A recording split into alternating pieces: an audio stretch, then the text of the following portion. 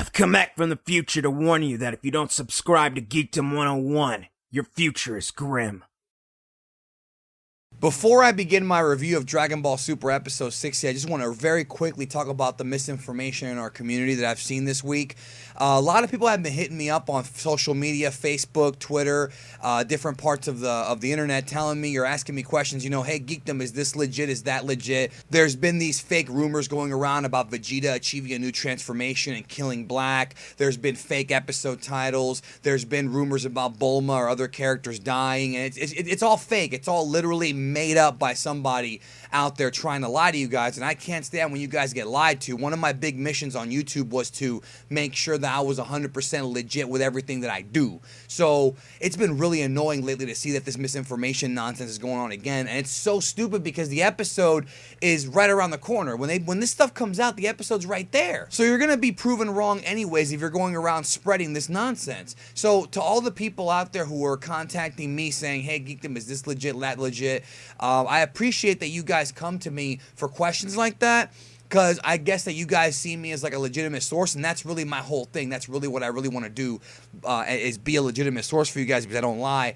But one thing I will tell you, all right, is you got to use a little bit of critical thinking. If I don't do a video on it, if Herms is not talking about it on his Twitter, which is twitter.com/Herms98, if I'm not talking about it on my social media, or if it's a video game thing, if Rhyme Style hasn't covered it on his channel, it's probably not true. Guys, I assure you, if there is a new transformation or some kind of spoiler or something when it comes to Dragon Ball Super, I assure you that I will cover it, and cover it as fast as I possibly can. So just for you guys out there, there's a lot of BS out there. Don't believe everything you read, and if you don't see it covered by a legitimate source, myself, Herms, Kanzenshu, Dragon Ball Insider, Anime News Network, it's probably a fake story, alright? So there you go. Let's get to the review of Dragon Ball Super Episode 60. Japanese title goes as follows: Futatabi Mirai e Akasareru Goku Buraku no Shotai, which translates to Back to the Future, Goku Black's identity revealed. I like the fact they call it Back to the Future like the movie. So this episode begins in the present. Beerus is pretty much yelling at Trunks, a little bit annoyed that Trunks doesn't believe the whole thing about how when Beerus killed Zamasu in the present timeline, it affected the future. Trunks believes that no, the future has not been affected. Beerus thinks that it has, because something about how if a god kills another god, then it affects all the timeline. That's what Beerus believes. And again, this is just information that Beerus has, or at least what he thinks. There's no actual concrete evidence of either thing. And by the end of the episode, we find out that, yes, indeed, Trunks was right, Beerus was wrong. So just because Beerus is the god of destruction does not mean that he knows everything. So I'm sure that he probably miscalculated this whole thing. So basically, Trunks wants to go back to the future just to see if anything's changed, because now President Zamasu's dead, so maybe it prevented all these things from happening. But obviously that's not how time travel works in the series. So before they go, they all head to this, they all start eating. They have this lunch or whatever, and they're eating this good looking food. Beerus makes a joke about the soup looking like dragon puke, which I thought was funny. Future Trunks is having trouble eating because he just keeps thinking about the future. And eventually he does come around to eating. Goku says he also wants to go to the future, and Beerus is still kind of annoyed that people don't believe him. But at the end he's like, whatever, just do what you want. Don't believe a god. And then they all prepare to head out, and basically, this time they're a little more prepared. Goku's going to be bringing the Senzu. They've obviously gotten a little bit stronger due to Zenkai. There is a Zenkai boost that happened during the last fight. Some people have been saying that there's no more Zenkai boost. That's a load of crap. That there is still a Zenkai boost. Now, are the Zenkai boosts that they're getting now, are they as effective as the ones they got back on Namek? I don't know about that, but they still definitely are getting them. Vegeta seems more confident now that they'll be able to win this time, even though Zamasu's immortal. So whatever. So Goku asks Beerus if he wants to come to the future, and he says, nah, that's okay. Now, the interesting about this episode, the first half of the episode, is this whole first half of the episode, I saw some people calling it boring, and I don't think it was boring. I think it was just a little bit unnecessary. However, I think it did add layers of character development for Kid Trunks. I think the last 2 episodes of Super have really, really added a lot of development for Kid Trunks. I wonder if Goten will ever get that kind of development. But Kid Trunks is upset because he wants to know about future Bulma. Trunks from the future says, yeah, she's dead, but even if what Beerus says is true, she's still dead. So Future Trunks, what happens here is they have a little scene where Future Trunks explains to Kid Trunks about the parallel timelines, and we see a montage of Dragon Ball Z episode 194, which is the episode where Trunks went back to the future and killed 17 and 18 way back in DBZ, and Future Trunks uses Android 18 as an example of someone who became a mother and a wife in one timeline. In the future timeline, however, he killed her because she was ruthless, and just a bitch and just a different person. But the present Android 18, she would become a mother, and of course both androids actually had like a peaceful life. 17 became a park ranger. I don't know if you guys knew that. I did a video about 17 being a park ranger, which you should check out on my channel. So I did a video also explain the Dragon Ball timelines and how they work. I'm going to leave a link to that and a few other videos down in the description. So when you get done watching this video, check those videos out. Because if you're still confused about how time travel works in Dragon Ball, you need to watch those videos. Because I'm still seeing some folks out there who are confused about it. And I think I explain it pretty damn well. So check that out. Anyways, Trunks tells, Kid Trunks, that he helped Goku of the present with the heart virus. And as a result of that, Goku of the present survived. They have this little moment between Kid Trunks and Future Trunks where they're like looking over the city. And as a result of this, Kid Trunks now believes Future Trunks over Beerus, despite Beerus being a god. Again, I can see, if you're out there and you think this was a waste of time, I can totally see that, but try to understand what they're doing is they're trying to build up some development for Kid Trunks, and I like that. I don't think Kid Trunks has had any kind of real development in a very long time, if ever. I mean, it hasn't been this good. So Future Trunks is hoping that there will be a miracle. He thanks Lord Beerus for everything. And, Zamasu, the thing that's interesting is that Beerus keeps saying that, if a god kills a god, it wipes him from reality or whatever. But the thing is that Zamasu of the present was not a god. Remember, he's a Kaio-sama, not a Kaioshin. He never graduated to being a god. Now, the Zamasu of the future, that might be a different story. We're going to get to that probably next week. But I think that Beerus is probably right about that. But I don't think that it worked on Zamasu because he's a god. But who knows? I mean, we're going to find out everything next week from what this episode and the next episode preview told us. So, Goku and the whole crew, they're getting ready to go. And Bulma insists on coming along. Bulma gives Trunks what looks to be a new jacket. But it might be the old one just cleaned up and fixed. And, of course, he gets his sword. Then they all cram into the time machine. They go into the future. And they have a really amazing scene, right, where Sumitomo is a beast when it comes to his music, yo. So Kid Trunks is very, very concerned over the future. They play this incredibly sad music where he's like looking out and watching the time machine literally zap into the future. Sumitomo is a beast here, and incredible development here for Kid Trunks. Like, he's very concerned, and even though he doesn't say this is not outwardly stated, the way that I perceived this scene, and I want to get you guys' thoughts in the comment section down below what you think, and maybe I'm right, maybe you disagree with me, that's fine to let me know.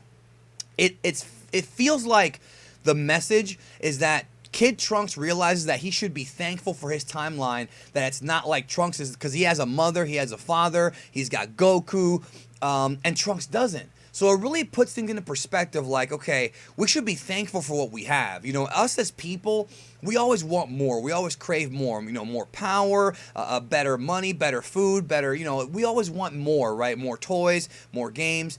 It's just how we are as people. But sometimes we got to sit back and just, accept what we have and be happy and be thankful, because some people have it worse. Maybe I'm reading too much into this, but that's how I perceive that scene. It really hit me. It really, really hit me. Then we have a scene where Beerus wants to go back to his planet, but Whis says, no. Let's wait for Goku to get back to hear about what happened. So they make it to the future, and Bulma's, shocked at what happened. She's never seen the future before. Trunks, of course, is like, shit, nothing's changed. Then they cut to the mysterious cabin where Black and Zamasu, I guess, live or whatever, and Black can sense that, yes, Goku is black, or Goku is back, not black. Goku Black says Goku is back. So, it's interesting because I'm noticing that now Goku Black is starting to have his senses more attuned to this, so that's pretty interesting. Trunks goes ahead and gives Bulma, like, the time capsule so she can take care of it so that nothing gets damaged, because they're going to need that time machine to go back to the present. And it sounds like maybe Trunks might not come back, yo. Like, the way they're building this up and the way that Trunks said his goodbyes, it sounds like Trunks may not come back. This might be their last mission. I'm just guessing that. I'm speculating that. I'm not really sure. I'm just guessing. So they go back. The Resistance shows up. They meet Trunks. They go back to the secret base. We find out that Mai's unconscious. Goku gives Trunks a senzu, blah, excuse me, guys. I'm really excited. If I fuck up my pronunciation, I apologize. I'm just really excited right now. Goku suggests, this is kind of wacky, so he gives him a senzu. Trunks puts the senzu in his mouth, chews it up, and feeds it to her mouth to mouth like a kiss, yo. He pretty much kissed her. All the Trunks fangirls are probably losing their minds at this scene, yo. I thought it was freaking awesome. Goku suggests that Trunks give her mouth to mouth. Vegeta's like, no, they're not married. And Goku says, well, who cares? It's interesting that Vegeta, the Prince Vegeta, a man who, when he was younger, killed many people, was ruthless, was a dickhead, you know, a rebel, one of the best characters in Dragon Ball history, and yet he believes in the sanctity of marriage? What a great character, yo. How do you not love Vegeta? Super, you want to talk about Trunks getting development? Super has really made Vegeta that much more likable. If you agree, let me know in the comments down below. So Mai wakes up, but she's okay. They play the Sumitomo Back to the Future music. Mai is surprised to see Bulma there, and Bulma's like, well, this is our first time meeting in this timeline, so yeah. Mai's probably like, huh? So I guess she realized it. So Goku, Trunks, and Vegeta head out looking for Black and Zamasu, and there they are, right there in the city. Vegeta says this time it's going to be different. Immediately goes SS Blue. They don't even waste any time. Black immediately goes to SS Rose, and that's right, folks. It's actually pronounced Super Saiyan Rose. Oh, it might be Super Saiyan Rose when they dub it, but it's Super Saiyajin Rose. So now you know. Rose or Rose, it really doesn't matter to me, but those are the two different ways to say it. But Rose is not incorrect. They battle it out with some hand-to-hand combat. Zamasu is like, you know, welcome back. Black is like, hey, I've gotten even stronger. So Vegeta says, you know, I'm not just going to beat you for myself, but for Trunks and the future timeline. So again, Vegeta, more likable. Vegeta's a hero now, right? Let's keep it real. He's a hero.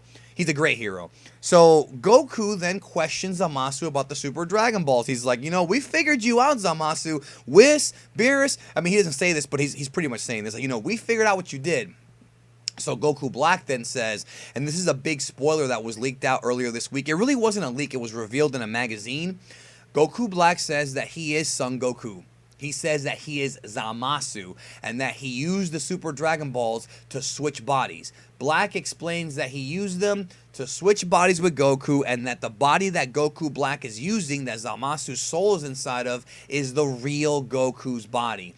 Bulma and Mai are like shocked at this, and then the episode ends with him showing Goku the time ring, and that's the end of the episode. We have a new ending theme, by the way, guys. I personally enjoyed it. It's very, very Asian sounding. This is going to be the new ending theme for the next few episodes of Super, so let me know if you like that song down below. Next week on Dragon Ball Super, we're going to find out the origin of how this whole thing actually happened. The Zero Mortals plan is going to be explained to us next week, so let me know down below your comments. What you think about the episode, where you think they're going to go with the direction. Sometime tomorrow, I should be doing a live stream with Herms. Herms himself is supposed to be joining me tomorrow. I don't know if it's actually going to happen. I have to double check with him, but we did plan this a little while ago, so we're going to be able to answer your questions right here on Geekdom 101. Subscribe to the channel if you have not. Also, tomorrow, I will be giving you guys my episode 61 predictions preview video, and I definitely want to get your thoughts in that comment section when that video goes up about what you think the Zero Mortals plan is. We want to know what you guys think. I'm curious. You know, take all the evidence that we have. Let us know. I'm very, very interested in talking to you guys tomorrow. And, of course, today in the comment section down below, let me know. Thank you for supporting Geekdom 101. Subscribe if you have not.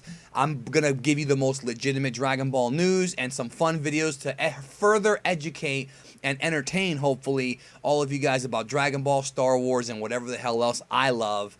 And I love all of you. I'll see you guys later.